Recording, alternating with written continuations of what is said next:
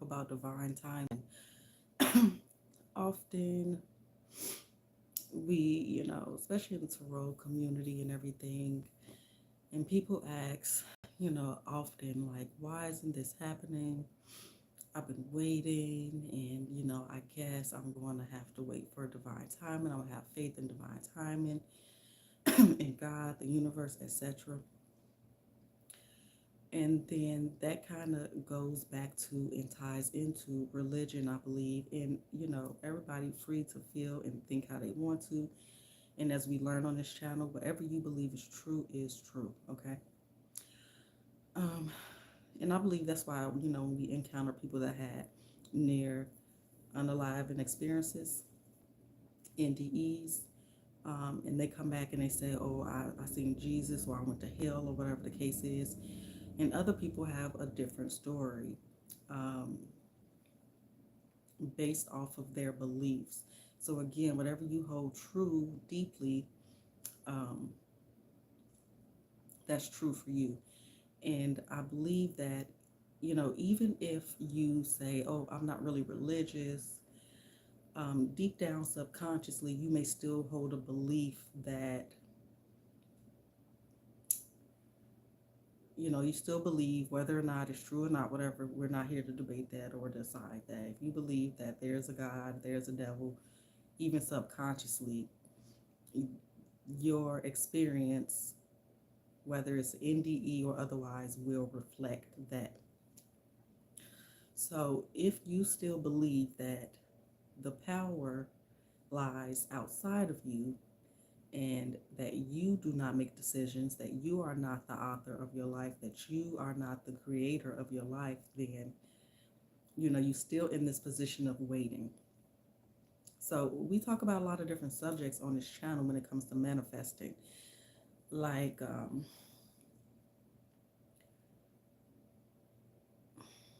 I'm trying to be careful with my words and everything. I want to make sure I get everything out, so y'all bear with me. Y'all know I could be a little scattered sometimes. But if you still believe, so again, it takes us back to this. So we talk about like the law of assumption, we talk about the law of attraction, we talk about reprogramming and all of that.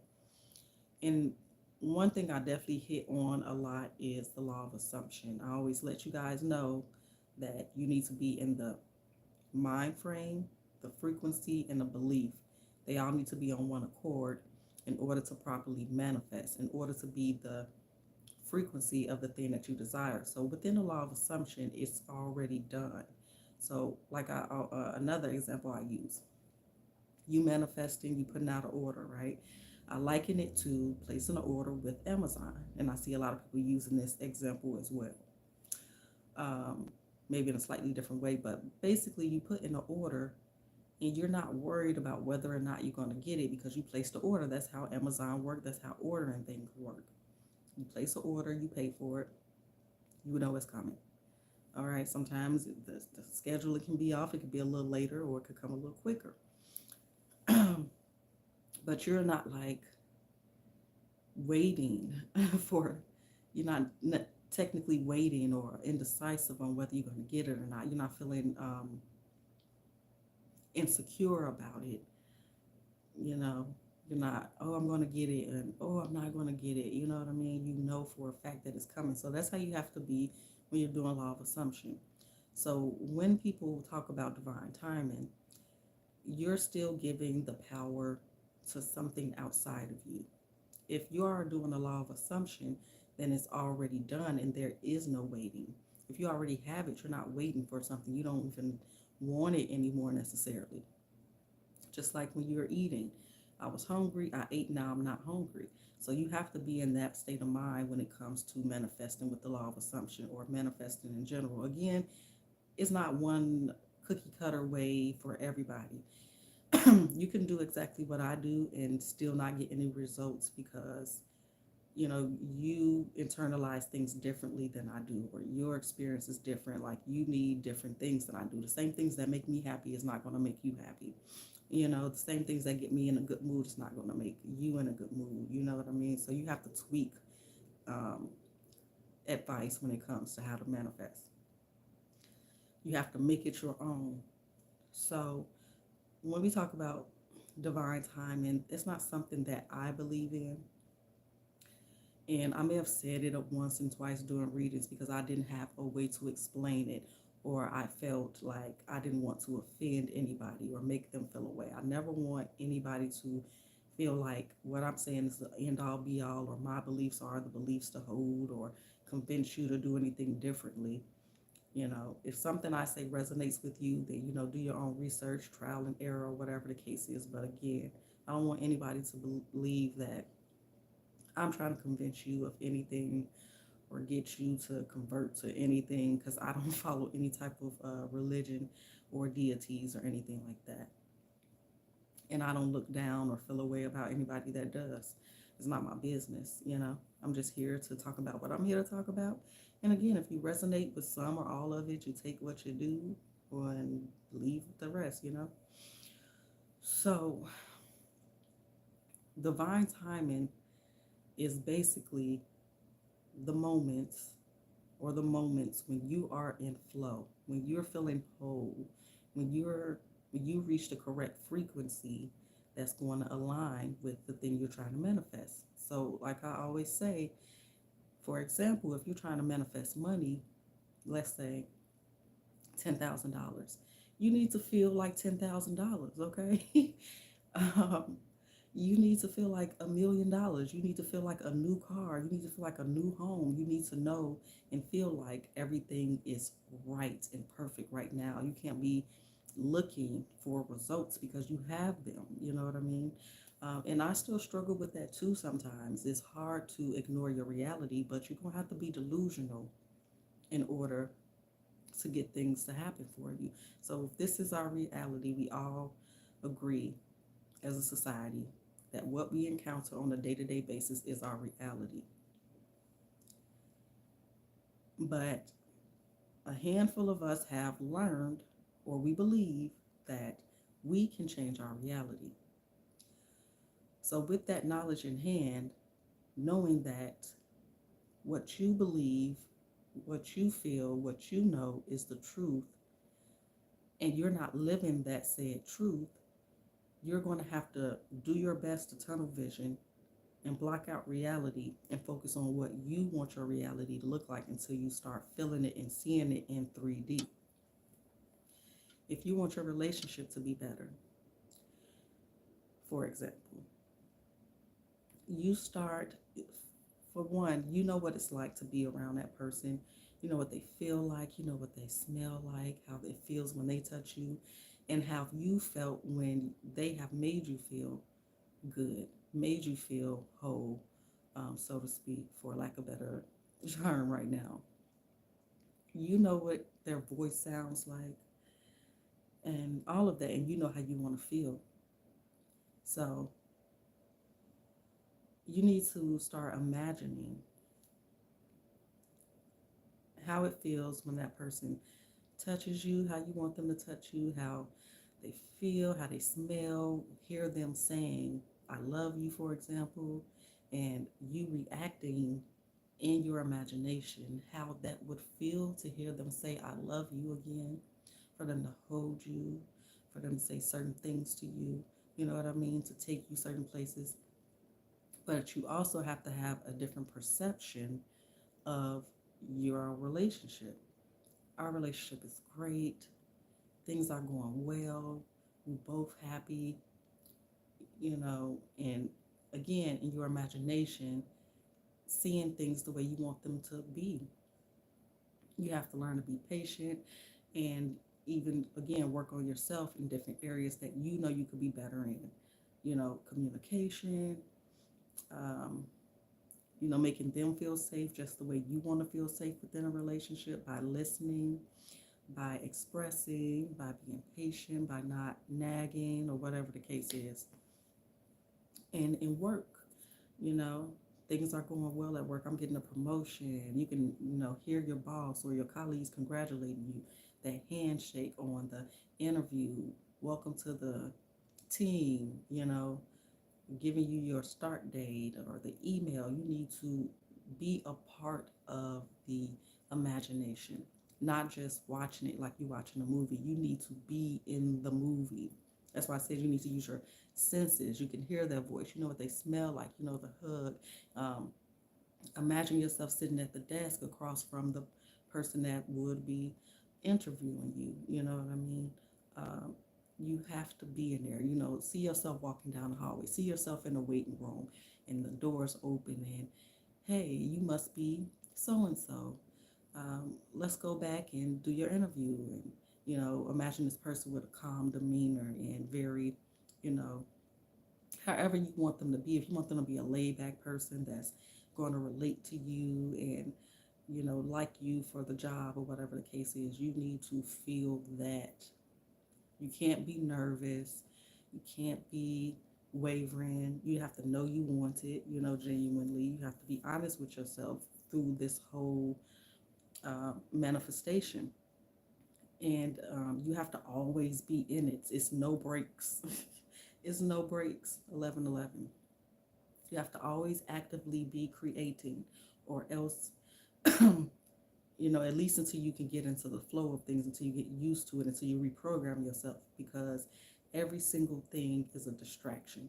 Every single thing is a crossroads and a decision into you getting your manifestation. Every thought, every feeling, every vibration you sitting in is going to lead up and add to the manifestation or lack thereof. Again, there can be no wavering in your thought. Can't be any wavering in your knowing, in your feelings about it. Again, you have to have one mind, one heart, um, on the same frequency.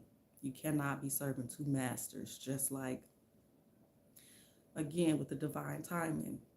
You cannot know that you are powerful and that you create your own reality, yet waiting for, some entity or the universe to make it happen for you.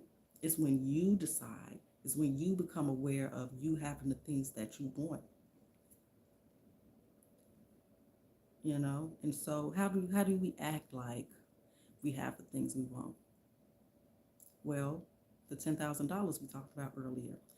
If you receive a notification right now that you just got a deposit for $10,000, like how are you gonna feel? You're gonna be excited. You're gonna be relieved. You might tell somebody. Who you gonna tell? Imagine yourself telling somebody like, "Hey, babe, you ain't gonna believe this. Like, I just got a $10,000 deposit. I don't know where the heck it just came from. Like, I know I wanted it, and I knew I was gonna get it, and it is here. Like, I created it." How you feel powerful. You will be thinking about what you're going to do with it. So, yeah, that's another good point. You want to know what you want, and you want to know why you want it. So, I want $10,000 so I can put towards that house, or put in my savings so I could catch up on my bills. Like, so you have to. It has to be a whole story, like you're writing a book about yourself, your life, predicting your own future. So, I want that $10,000 because I'm gonna put it in my savings account with the rest of my money, because by the end of the year I plan on buying a house. I plan on getting a loan for a house, or I plan on getting my car fixed, or I plan on paying for school. Like, you know what I mean? So, new job happy. I feel new job happy. Like, I just got a new job. I know where my next paycheck coming from. I'm so grateful. You're gonna feel grateful. You're gonna feel relief. You're going to tell somebody because you told somebody that you had an interview probably. Like, hey, I just got the job. They're gonna be like, congratulations on your new job. You know what I mean? So know how much you want to make, know where you want to work, know how far you would like it to be or not be from. Know if you want to work from home. You have to know specifically what you want so that you can get specifically what you want. Because some of us be like, oh, I got the job, but I didn't really want that job. I just, I applied for the job I really wanted, and I applied for some other jobs just in case. There can be no backup plan because what you wanted happened already. So there is no backup plan. There's no planning for something else, because then you're just reiterating, to yourself in the power that you're wielding and sending out, that I don't have it. and I'm not going to get it because I don't believe I'm going to get it because I have to put a backup plan right there, you know. And that could be tough. You know, you got bills to pay, you got kids, you got responsibilities, you got a person. It could be very tough, um, ignoring reality, especially when other people are dependent on you. But it is a necessity. And that's why they often call it shadow work because you're doing it alone. You're doing it alone. So you can focus on yourself and not have any distractions. But you just have to make time, even in the smallest ways. Like I said, record your own voice, um, replaying the story that you made up about your future, where you're predicting your future, replay the video. And, you know, especially if you're driving, because you get into that alpha um, mode, and it just really can hit that subconscious, and you can really go into imagination. And but be careful, obviously we don't really, you know, we don't, but that's for example, because I don't want y'all driving and getting distracted, right? But you all know, if you drive, I don't even drive, and I do it when I'm in the passenger seat, but y'all know how you can just go off in your imagination while you're driving, like you're just somewhere else. That's the mode that you want to be in when you're doing like reprogramming techniques or whatnot, so that it can really hit the subconscious. But more so, that's the wave you're on when you're in your imagination. It's like you're somewhere else. You're in the future. You're in that moment of manifestation, the completion, the end, the assumption. So your assumption would be, I want this 10,000. I have $10,000. Okay. The assumption is I have $10,000. So then you just want to go in your imagination or keep affirming to yourself that you have $10,000. Even when you're walking around in your day-to-day reality, when you're doing it, when you're meditating and just doing it alone or whatever, or listen to your reprogramming, that's not the end. You have to keep affirming throughout the day that I have this $10,000. I don't care if as soon as you say I got $10,000, you get a red notice in the mail about how far behind you are on something, and you in reality don't have it, right? You have to, oh, I'm gonna take care of that. Okay, in a couple days, I'm gonna go ahead and write that check for that in a couple days, or whatever you need to tell yourself. Um, but we're not going to worry about it. We're not going to sit there and think about, oh shit, I don't have this $2,000. No, we can't do that. Again, because that just weakens the drive. It weakens the energy that you're sending out.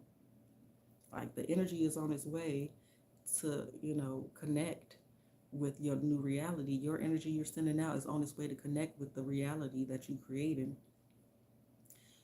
Because again, another point is there is no time, right? Everything is happening now in this moment, no past, no future, just the present, right? So again, what is divine timing if everything is happening right now?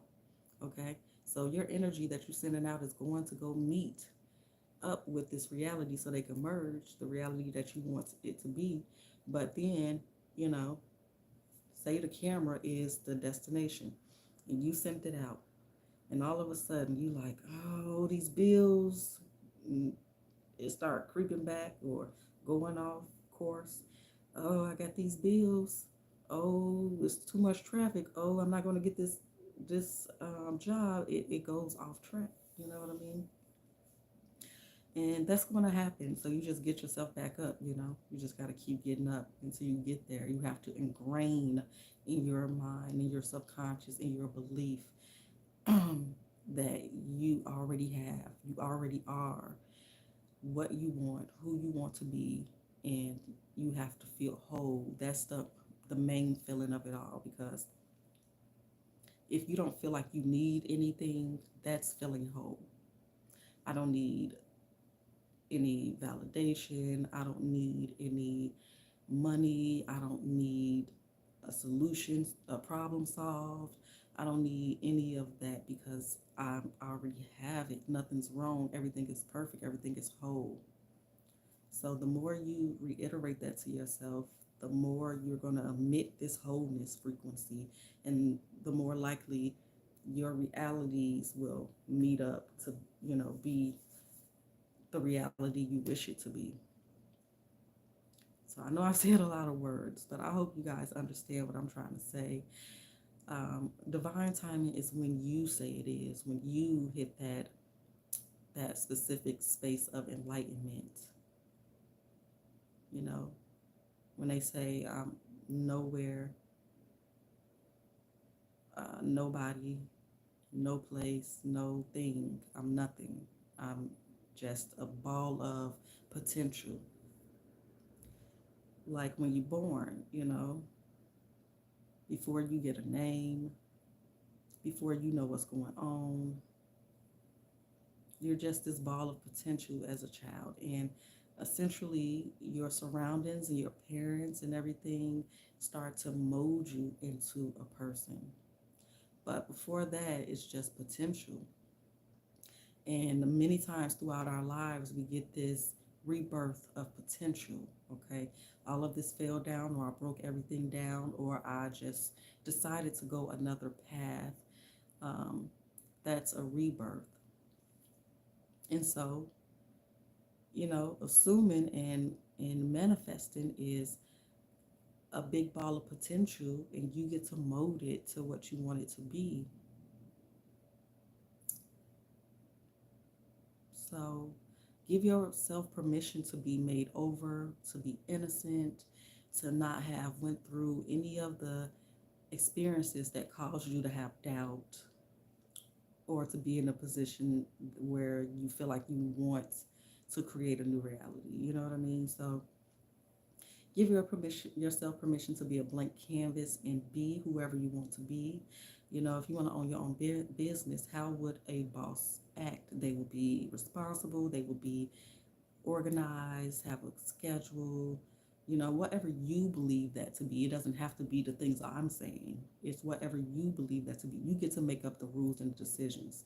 Just like at the beginning of time when the founders, or whatever you want to call them, came up with the language, came up with the system for what things mean, for where things go, how to maneuver through it.